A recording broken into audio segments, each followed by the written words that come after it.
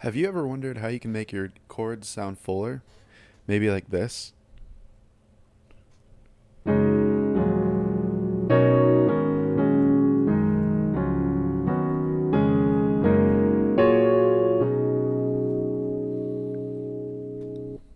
Today I'm going to be showing you how you can improve your left hand voicings and make your chords sound bigger, fuller, broader, whatever you want to call it. All right. So let's jump right into it. So the first thing you can do, the first thing I usually teach is like if you have let's say a C add 9, like this, just play like a C and G in the left hand, right? Because we want to improve our left hand here. So the first tip I'm going to give you is try an octave. Try an octave C. In octaves, I would try this in every key. So I would say most hands are big enough for this, so it shouldn't be too difficult. All right. And if you're having trouble with it, then you can try stretching out your hand so you can reach further. All right. So we have a C. Let's do like an A minor, G. Right. And the nice thing about octaves is you can go really low and it doesn't sound muddy.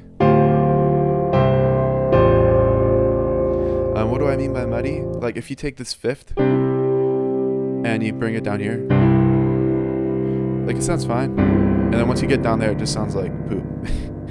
But if you do an octave, yeah, and of course the left hand has a big impact in how you sound. But if you can play these octaves really low, it's gonna make your sound a lot better.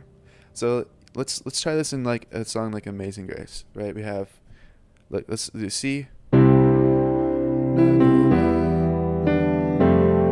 doing pure octaves in the left hand.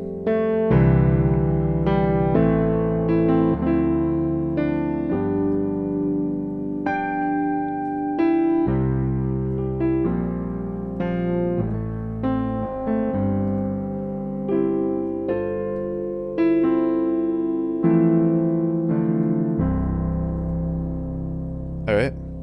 So that's the first way that you can improve your left hand. In addition to that, you can add a fifth on. So what do I mean by fifth? In octaves 8 away, right? We have from C to C is an octave. 1, 2, 3, 4, 5, 6, 7, 8. Just like that. Now, if we add the fifth, that means that we're just going to add 1, 2, 3, 4, 5 in the major scale. Just like that. And this can also improve your voicings. It might sound a little muddy once you get down here, but then again, you can take the fifth off. But let's try that. And I would recommend you do this in a chromatic fashion. So you can go.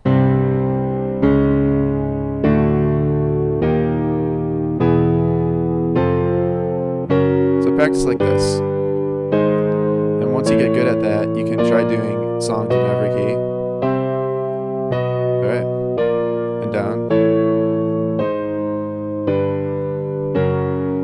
Alright. So that's a really good exercise if you want to get better at that. Or you can do songs if you play in a church. You can do, and I'm just gonna, for simplicity's sake, let's do Amazing Grace again.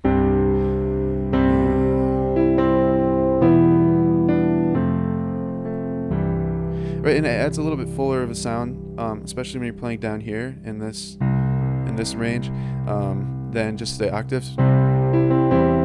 That's just the octaves. This is the fifth.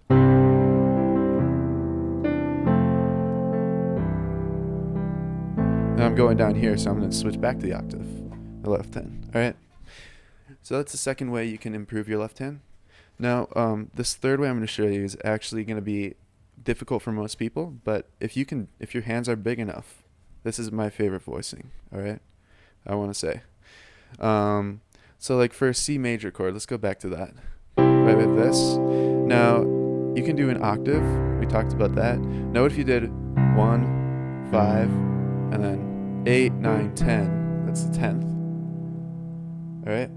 So we have 1, 2, 3, 4, 5, 6, 7, 8, 9, 10, plus a fifth. And that's basically just playing a C major chord in your left hand. But it's really spread apart, so it makes your chord sound really open.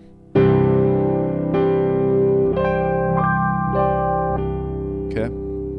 And then this is another one you can do. Try practicing in every key. some of these are really far, so if you can do this, this is my favorite one. All right. And you can do it if you wanted to. You can just do one hand too. Oop.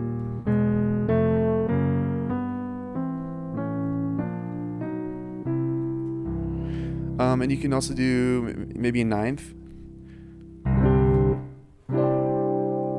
or maybe a ninth and a tenth. I do that a lot. It's hard on some of them though. Like this one, I have to use my right hand. All right. So let's say you want to add a higher chord with both hands, like maybe like this. You might see my hands aren't very spread apart, and that's because they don't really need to be. All right, when you play a higher up, I typically like to like condense things to give more of like a less open feel. Like when you're down here, you kind of need it to be open so it's not muddy, like I was saying.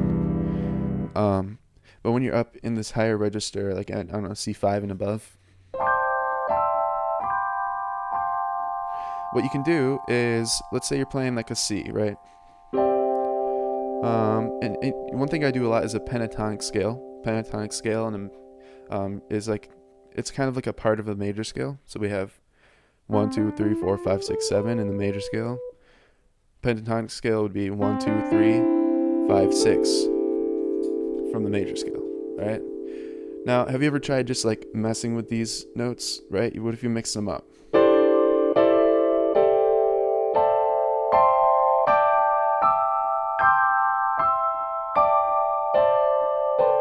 Oh, and I actually do like adding that seventh once in a while too. 1, 2, 3, 4, 5, 6, 7.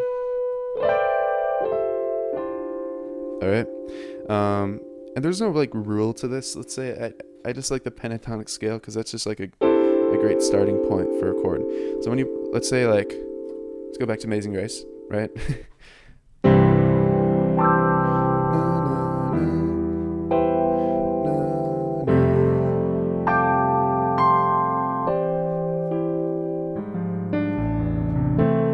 All right. And the final thing I'd like to show you, I kind of just did a little bit there, is try to make almost do like an arpeggio on the left hand, right? So let's say we have a C octave, it's a fifth. What if you did that? So this one, you want to make sure you're using the right fingers. We got 1, 5, 2, 1, 3, 5. What are the fingers? Thumb's always 1, so 1, 2, 3, 4, 5. Pinky's 5. So we have 5, 3 or 2 is fine. 5, 2, 1, 3, 5. And that's the notes C, G, C, E, G. All right. And what you can do then is take your right hand and play a chord up on top. And it adds like a more complex layer to it.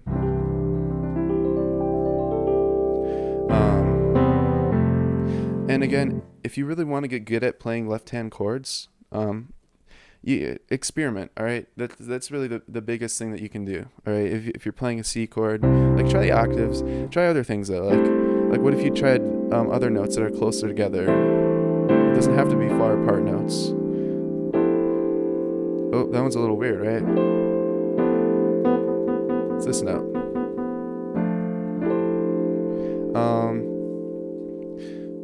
But yeah, so again, what I went over in this video was octaves in fifth, tenths in the fifth,